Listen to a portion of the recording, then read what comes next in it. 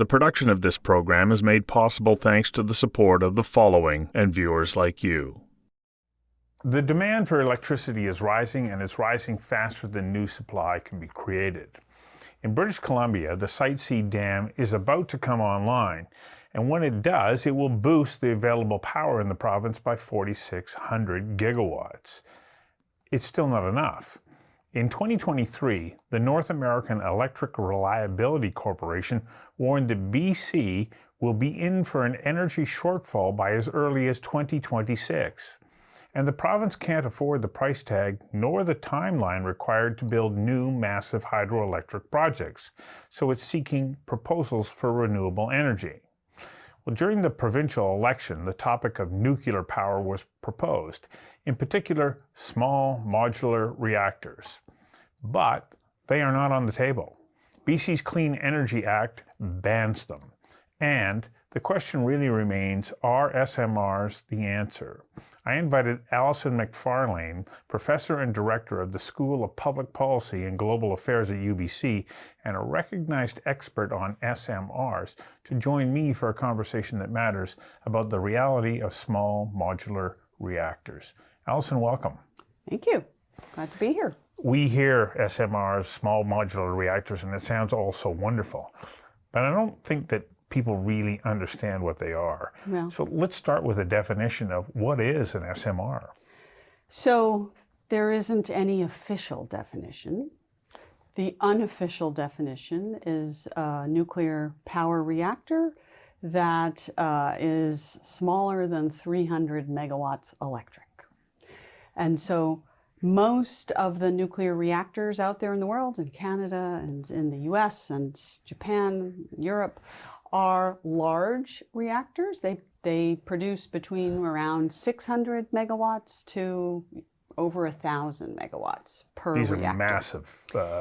That's basically, we only have extra large reactors operating. Small modular reactors are an idea, but they're not yet a reality. So I hear about, Gen 1, Gen 2 of nuclear power, which is what we understand, 3 Mile Island, Chernobyl, and so on. Those were all sort of first and second generation reactors. We've seen that they've had problems. And so people go, whoa, I'm not so sure.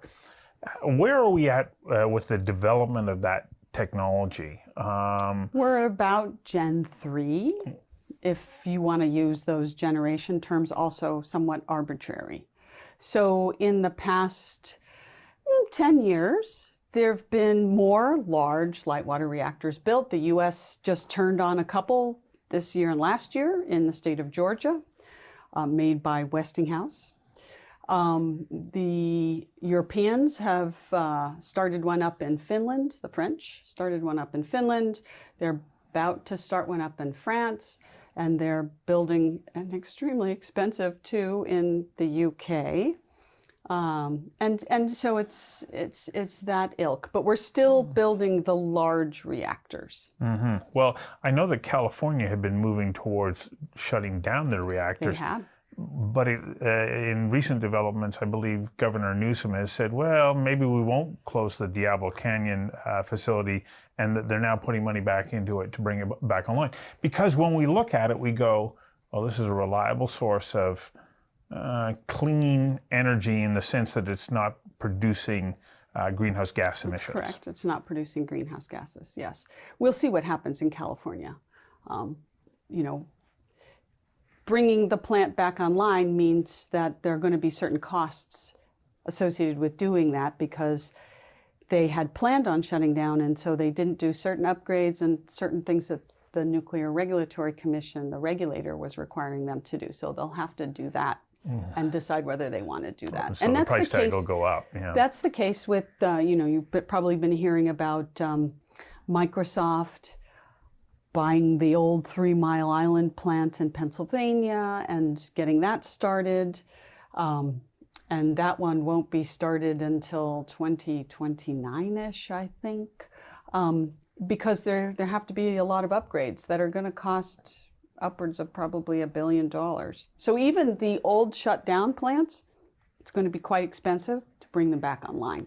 So thus you can see why this idea of a small modular reactor sounds appealing, because number one, I understand you don't have to go in, raise the like break ground, go underneath, put in all the infrastructure that you would with a big one, and then build on top of that it can be constructed remotely or in manufacturing, then brought together and assembled. Not quite. You're looking at me like, yeah, Not quite. you're dreaming in Technicolor. Yeah, it really depends on the particular reactor design you're talking about, but some of them, like say the NuScale reactor design, which is a light water reactor. So all the nuclear power reactors in the US are light water reactors.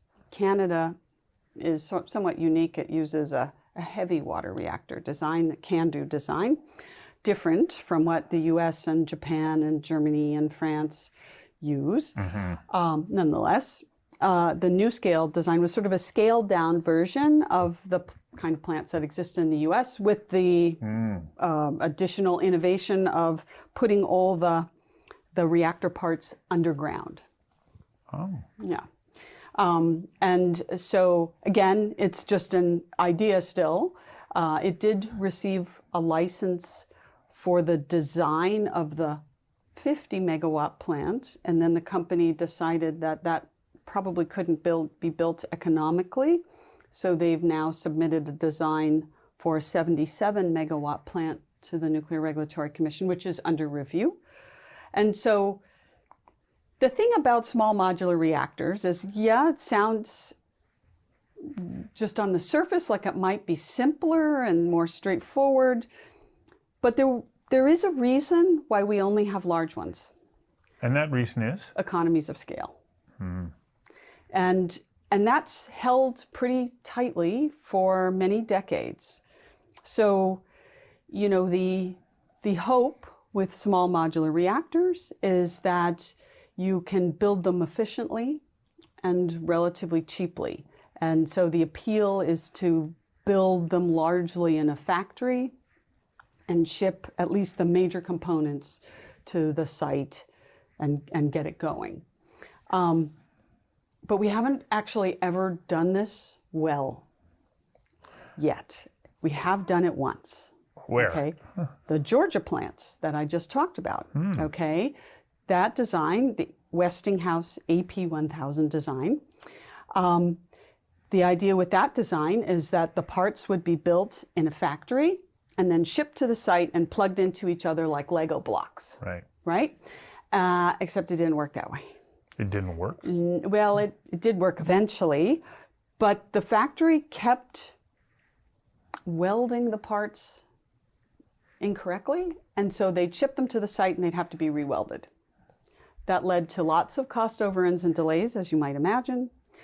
And the problem just never was, it took years to fix it, years. 3 different owners. Westinghouse was the final owner of this factory, went bankrupt, almost took down its parent company, Toshiba. That happened in 2017. So it's not quite so straightforward to build these things in a factory. You're not building toasters. No. Right? You're building nuclear reactors, which require incredibly high quality. The production of this program is made possible thanks to the support of the following and viewers like you. So when it comes to the fuel in a small modular reactor, are we, based on what you're telling me, we're dealing with the same fuel? Not necessarily. No? Yeah. Okay. Depends on the design. Okay. So like the NuScale, the light water small modular reactors, yes, the fuel is basically the same. And so that makes that part of the whole thing a much lighter lift, Okay. right? Because there's already an established fuel fabrication facility, probably that you could use for your reactor. The uranium, the slightly enriched uranium that you'll use in the fuel, there's already an established supply chain for that. So that's all good. Now, when you look at some of these more exotic designs, Bill Gates's TerraPower design, that's a sodium-cooled fast reactor design. They want to use a fuel that is much more enriched in uranium-235 than the current fuel that's used in a lot of the world. And nobody does that except the Russians.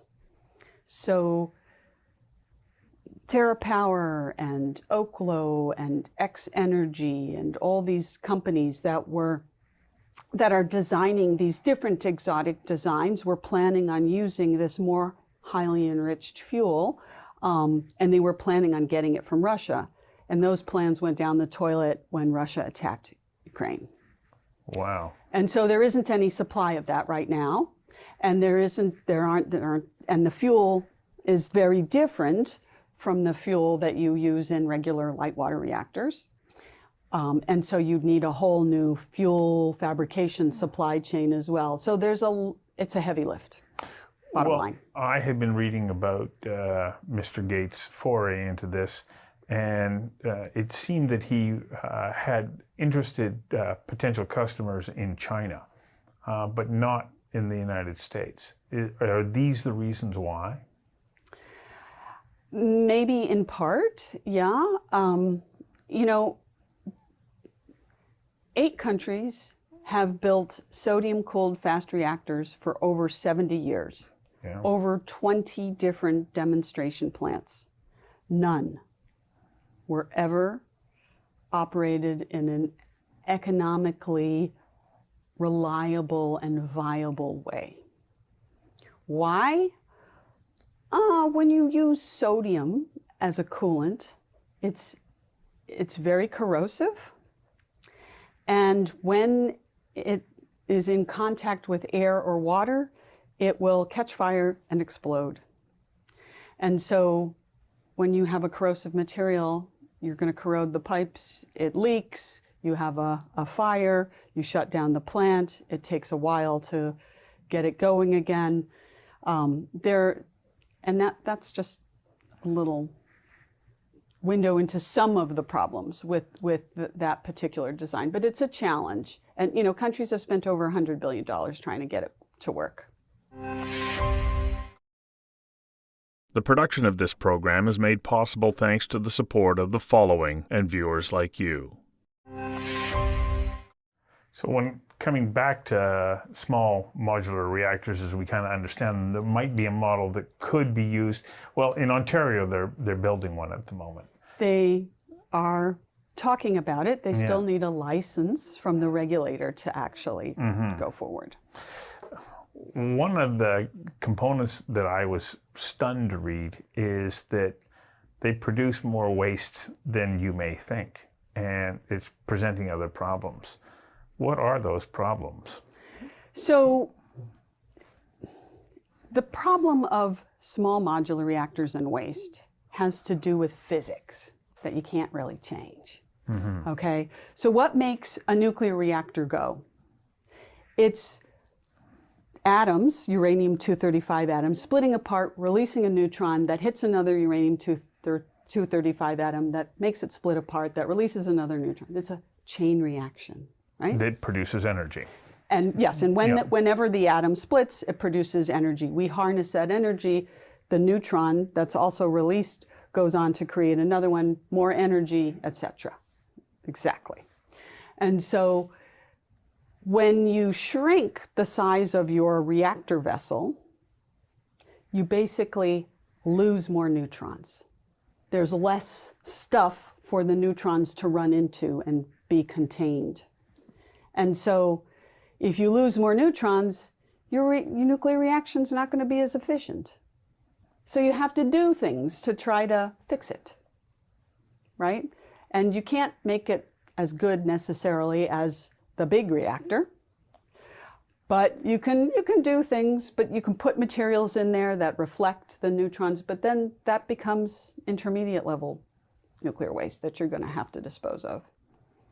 And you can use more fuel, but then you've got more spent nuclear fuel to get rid of. compared to a larger reactor. So it's that kind of thing that creates some of the complications.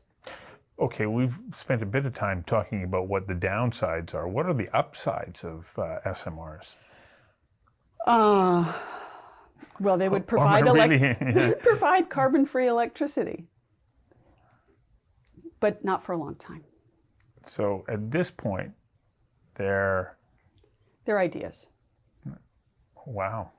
And there's been a lot of money spent on this idea. Yeah, it's actually, you're just barely scratching the surface of the amount of money that will need to be spent to bring this idea to a commercial reality.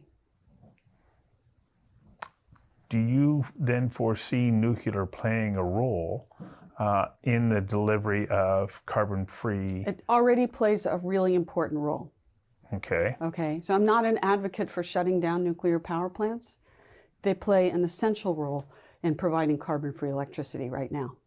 I just think we should be realistic about the role that they can play in the future. It takes a really long time to build a nuclear power plant, and it's incredibly expensive. It's amongst now the most expensive electricity out there. And so I think we first have to say the problem of climate change is so, it's so imminent. We actually needed to decarbonize yesterday. All right, and so we have to do this immediately. We can't wait 20 years for nuclear power to help us out. And really, you're talking 20 years at least for it to begin to help us out in any way. And in those 20 years, you're probably going to see other plants shut down because a lot of them are old. So we really need to be spending, we don't have endless amounts of money, and so we need to spend our money carefully. But in Canada, there's a lot of low-hanging fruit because Canada actually hasn't done many forays into renewable energy. I mean, I compare Vancouver to where I moved from in Washington, D.C., or to Germany, a northern country with lots of rain and clouds. They have so much solar. Why don't we have solar here? I mean, where's the wind power? Why isn't Canada taking advantage of those resources? The production of this program is made possible thanks to the support of the following and viewers like you. So for a jurisdiction like British Columbia, which reacted very strongly going back to what was the 3 Mile Island meltdown, and right. went, okay, that's it. We don't want this here Right. in any way, shape, or form. Do we have outdated thinking with regards to our willingness to embrace the production of nuclear power? I wouldn't say it's outdated. I mean, there have been a few accidents, kind of major ones, since 3 Mile Island accident. Well, there was Chernobyl and Fukushima, but have we not moved forward in the safeguards and the design of these facilities? Somewhat. But none of these, I can't give you a 100% guarantee for this technology. There isn't, it's not possible. There's always the possibility of an accident. The accidents that happened, the Fukushima accident, were accidents that we didn't imagine. And then they happened, and now we understand what we should have known, right? But we didn't. That is the human experience. It is. It is. But with a nuclear reactor accident, it can be quite devastating. I mean, you know, almost overnight, Japan lost 30% of its electricity supply. That had long-lasting and large economic impacts on the country. You know, they had 54 odd reactors operating before the accident, and now they have about 12. And right. We are 13 years out, almost 14 years out from the accident. So one should be careful. Yeah. And, you know, like Japan, this is a seismically active area. Seismicity and nuclear power aren't necessarily good companions. So I'm not sure whether or not where the hope is around this. You're saying we actually need to put more focus on renewables, and particularly here in British Columbia. I mean, because here we've got all this fantastic firm power in the hydropower. Right. So we don't have to worry about that.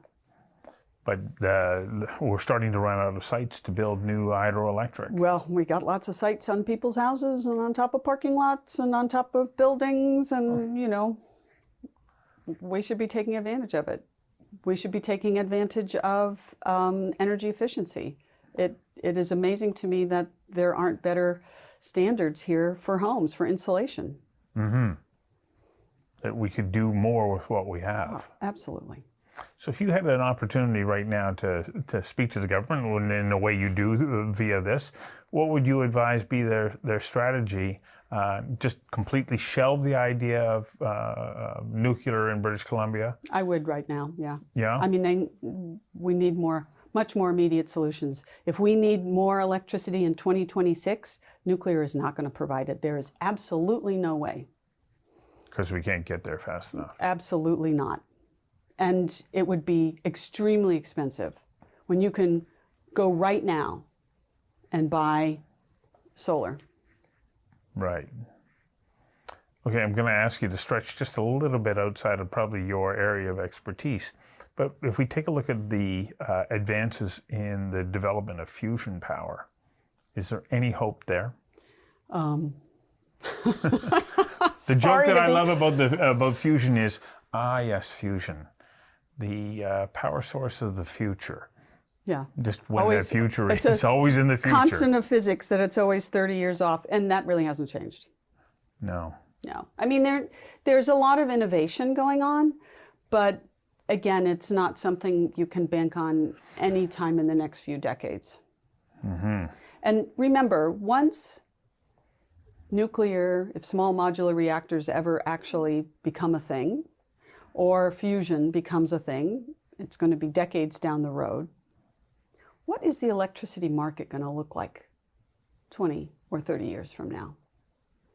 Are nuclear and fusion even going to be able to compete in that market? I imagine renewables will get even cheaper, battery technology will improve, and will get cheaper. One has to keep that in mind too. Well, I have faith in us collectively that we will find those answers. But it's not going to be without its challenges. No, absolutely. And just this conversation highlights the fact that there is not a simple, easy answer. Oh yeah, we'll just build a small nuclear reactor and it'll all be looked after in a matter of no time. Yeah. It doesn't work that way, does it? No, it doesn't. No. Well, thank you for your time today. And you dashed my hopes that there was an easy and climate-friendly answer. Yeah, sorry. Thank you.